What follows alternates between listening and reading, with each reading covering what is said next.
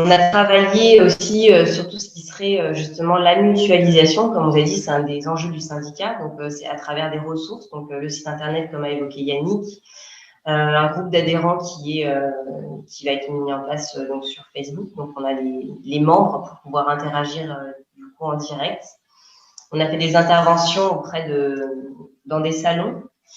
Donc là, c'est vrai que c'est mis entre parenthèses pour l'année à venir.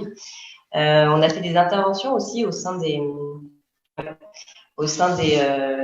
des différents organismes de formation, puisque en fait, dans la posture professionnelle acquise dans le futur métier de praticien en médiation équine, il nous paraissait vraiment important aussi de dresser voilà, une vision assez large du paysage en médiation équine, ce qui permet aussi voilà, de pouvoir se positionner et définir au mieux sa pratique auprès des interlocuteurs divers qu'on va avoir en tant que praticien. On a travaillé du coup lors du confinement à des recommandations qui ont été relayées assez largement par nos adhérents et via la plateforme Facebook. Donc on a travaillé ensemble là-dessus.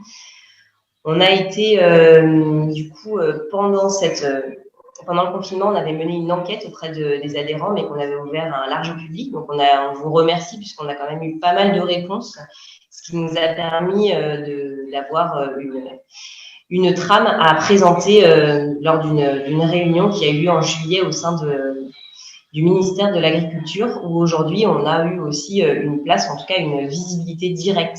C'est-à-dire que maintenant, on ne passe pas à travers des filtres d'organismes, mais bien représentés par des professionnels de terrain pour représenter le terrain et l'impact direct. Et ça nous paraît vraiment important.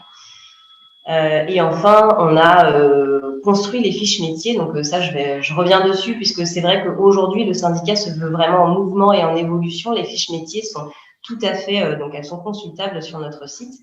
Mais vous pouvez bien sûr continuer à nous solliciter par rapport aux évolutions éventuelles, et on a encore des fiches métiers à mettre en place et à construire.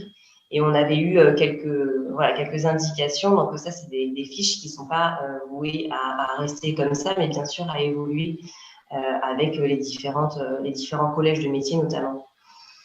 On voulait faire un petit point supplémentaire en vous proposant une petite démonstration sur la cartographie actuelle, ce qui permettra peut-être à chacun de voir du coup le travail qui a été effectué sur le recensement des praticiens.